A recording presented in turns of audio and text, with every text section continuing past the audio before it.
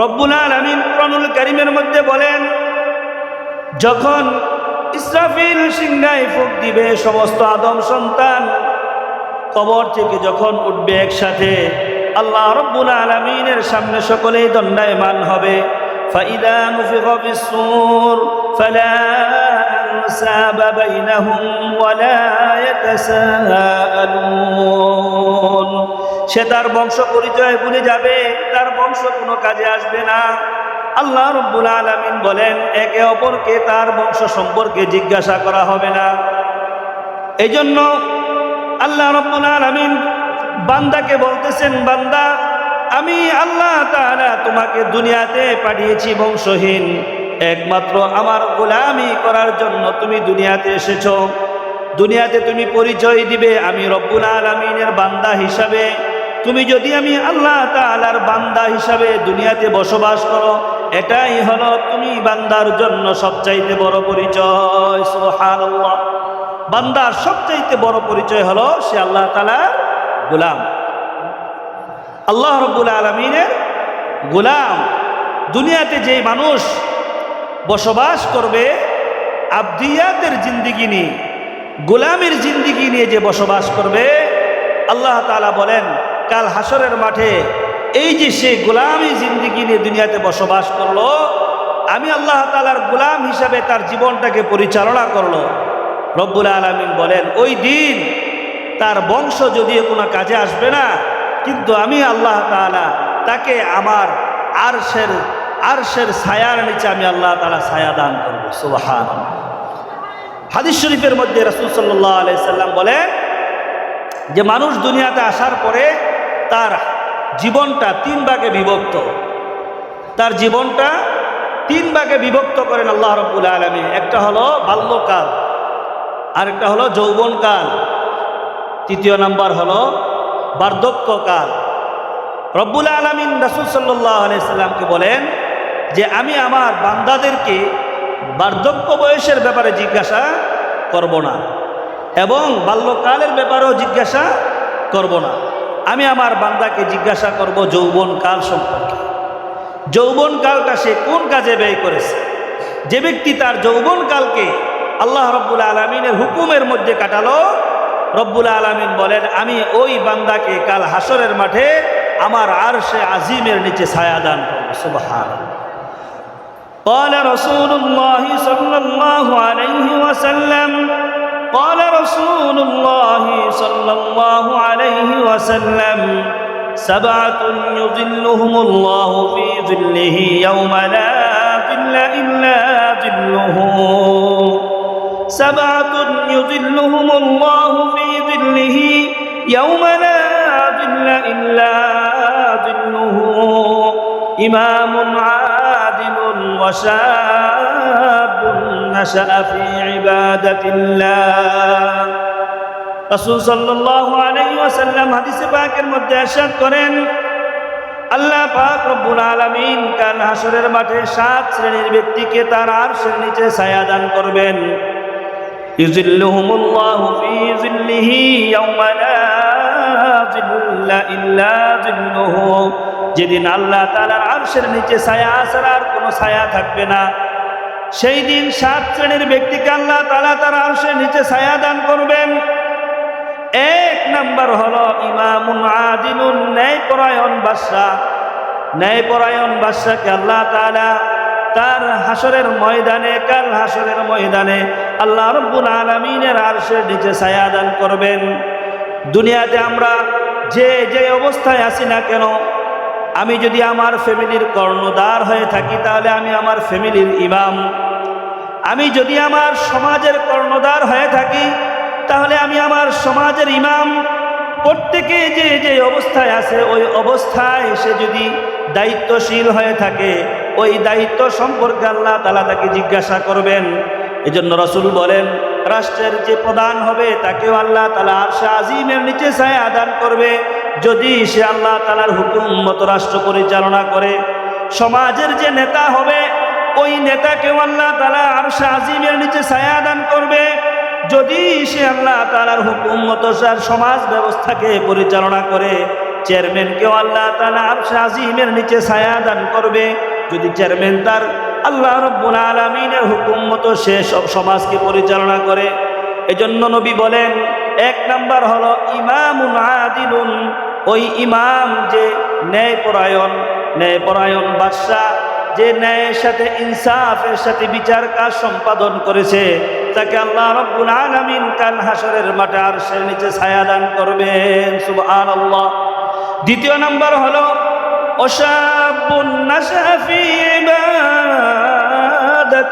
ইবাদাতিল্লাহ, ওই যুবক যে যৌবনকালে আল্লাহ রাব্বুল আলামিনের গোলামি করেছে, ওই যুবক যে আল্লাহ তাআলার গোলামি করেছে জওয়ান বয়সে, ওই যুবক। মুহতারাম হাজিরিন, আজ তো আমাদেরকে দেখা যায় জওয়ানকাল শেষ হলে আমরা আল্লাহ রাব্বুল আলামিনের গোলামি করার জন্য ব্যস্ত হয়ে যাই, কিন্তু ওই গোলামির কোনো দাম নাই যেই গোলামির দাম রয়েছে যৌবনকালে। এই জন্য আল্লাহ রাব্বুল আলামিন যৌবনকালকে বেশি প্রাধান্য দিয়েছেন, কারণ দুনিয়ার জমিনে যুবকদেরকে সমাজ দাম দেয়। কি বলেন, ঠিক কিনা? দুনিয়ার জমিনের মধ্যে যারা যুবক রয়েছে তাদেরকে সমাজে দাম দেওয়া হয়, মূল্যায়ন করা হয়। এই জন্য আল্লাহ রাব্বুল আলামিন বলেন, দুনিয়াতে যেমনি ভাবে যুবককে মূল্যায়ন করা হয়, আমি আল্লাহ তাআলার কাছে ওই যুবকের দাম, যেই যুবক যৌবনকালে আমি আল্লাহ রাব্বুল আলামিনের গোলামি করে। ওয়াশাবুন নাশা ফি ইবাদাতিল্লাহ, আমার যে যৌবন আছে এই যৌবনটা হলো আল্লাহ পাক রব্বুল আলামিনের পক্ষ থেকে আমাকে আল্লাহ তাআলা আমানত হিসাবে দিয়েছেন। এই যৌবন একদিন থাকবে না, আমার যৌবন আপনার যৌবন এক সময় ফুরিয়ে যাবে। এটা আল্লাহ পাক রব্বুল আলামিনের পক্ষ থেকে দেওয়া একটি আমানত। এই আমানতের সঠিক ব্যবহার করতে হবে। মানুষ যদি জওয়ানকালে সমস্ত কর্ম সম্পাদন সঠিকভাবে করতে পারে, তাহলে বোঝা গেল ওই মানুষটা আল্লাহ রাব্বুল আলামিনের ইবাদতও সঠিকভাবে করতে পারবে। এজন্য ওই যুবককে আল্লাহ রাব্বুল আলামিন আরশে আজিমের নিচে ছায়া দান করবেন, যেই যুবক এই যৌবনকাল থাকা অবস্থায় বার্ধক্য আসার পূর্বে তার জীবনটাকে যৌবনটাকে গোলামির মধ্যে আল্লাহ তাআলার হুকুমের মধ্যে কাজে লাগায়। আল্লাহর হাবিব সাল্লাল্লাহু আলাইহি ওয়াসাল্লাম বলেন, ওয়ারাজুলুন কলবুহু মুআল্লাকুন ফিল মাসাজিদ, ওই হৃদয়, ওই অন্তর, যেই অন্তরগুলো মসজিদের সাথে ঝুলে থাকে। মানুষ রাত্রিবেলা ঘুমায়, কিন্তু ঘুমন্ত অবস্থায় সে চিন্তা করে কখন ফজরের আজান দিবে, আমি ফজরের আজানের পূর্বে মসজিদে উপস্থিত হব। এক নামাজের পর আরেক নামাজের জন্য বেচাইন হয়ে যায়। আবার কখন জোহরের রক্ত হবে, আমি জোহরের রক্ত হওয়ার পূর্বেই মসজিদে উপস্থিত হব। আবার জোহরের নামাজ আদায় করার পর আসরের জন্য প্রস্তুত থাকে, আমি কখন আবার আসরের রক্ত হলে আসরে উপস্থিত হব। ওই যুবক, ওই ব্যক্তি যার দিল মসজিদের সাথে ঝুলে থাকে, ওই ব্যক্তিকে আল্লাহ রাব্বুল আলামিন কাল হাসরের মাঠে আরশের নিচে ছায়া দান করবে। ওয়ারজুলানি তাআব্বানি ফিল্লাহি ইজতামা আলাইহি ওয়া তাফাররাকা আলাইহি, ওই ব্যক্তি যারা দুইজন একত্রিত মিলিত হয়, একজন অপরজনকে মহব্বত করে একমাত্র আল্লাহ রাব্বুল আলামিনের জন্য, আবার একজন আরেকজন থেকে ফরক হয় কেবলমাত্র আল্লাহ রাব্বুল আলামিনের জন্য। দুনিয়াতে আজকে মানুষ ঝগড়া করে দুনিয়ার জন্য, কিন্তু আল্লাহ রাব্বুল আলামিন বলেন না, এক মুসলমান আরেক মুসলমানের সাথে ঝগড়া করবে শুধুমাত্র আমি আল্লাহ তাআলার জন্য। এক মুসলমান আমি আরেক মুসলমানের সাথে সম্পর্ক রাখবে আল্লাহ রাব্বুল আলামিনের জন্য। এক মুসলমান আরেক মুসলমানের সাথে সম্পর্ক ছিন্ন করবে একমাত্র আমি আল্লাহ তাআলার জন্য। যারা এটা করবে তাদেরকে আল্লাহ রাব্বুল আলামিন কাল হাসরের মাঠে আরশে আজিমের নিচে ছায়া দান করবেন। আরেক প্রকার রোগ হলো ওয়ারাজুলুন দাআতহু ইমরাতুন যাতা মানসাবিন, ওই মহিলা যে তার বংশ পরিচয়ের দ্বারা, সৌন্দর্যের দ্বারা কোনো পুরুষকে আকৃষ্ট করে, আর সে বলে আমি আল্লাহ রাব্বুল আলামিনকে ভয় পাই, আমি আল্লাহ তাআলাকে ভয় পাই। সে তার যৌবনকে হেফাজত করে, সে তার এরকমভাবে নিজের চাহিদাকে, নফসানিয়াতকে হেফাজত করে আল্লাহ রাব্বুল আলামিনের হুকুমের মধ্যে লেগে থাকে। আল্লাহ রাব্বুল আলামিন বলেন, ওই ব্যক্তিকে আমি কাল হাসরের মাঠে আরশে আজিমের নিচে ছায়া দান করবো। সুবহানাল্লাহ। আরেকজন হলো ওই ব্যক্তি যে ডান হাতে দান করলো, বাম হাত জানলো না। ডান হাতে দান করলো কিন্তু বাম হাত জানলো না। আমরা তো আজকে দান করি, হ্যাঁ, মানুষকে দেখি, মানুষকে দেখানোর জন্য আমরা দান করি। মানুষকে দেখিয়ে যদি আমি দান করি, পাহাড় পরিমাণ দানও যদি আমি করি, এর কোনো মূল্য আল্লাহ রাব্বুল আলামিনের কাছে নাই।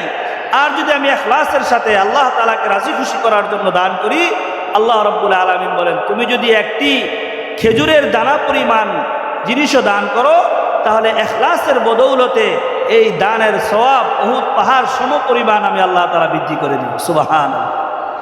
এই জন্য রাসূল সাল্লাল্লাহু আলাইহি সাল্লাম বলেন, এই 7 শ্রেণীর ব্যক্তিকে আমি আল্লাহ রাব্বুল আলামিন কাল হাসরের মাঠে যখন কোনো ছায়া থাকবে না, যখন বিভীষিকাময় অবস্থা থাকবে, ওই বিভীষিকাময় অবস্থার মধ্যে ওই 7 শ্রেণীর ব্যক্তিকে আমি আল্লাহ রাব্বুল আলামিনের আরশের নিচে ছায়া দান করব।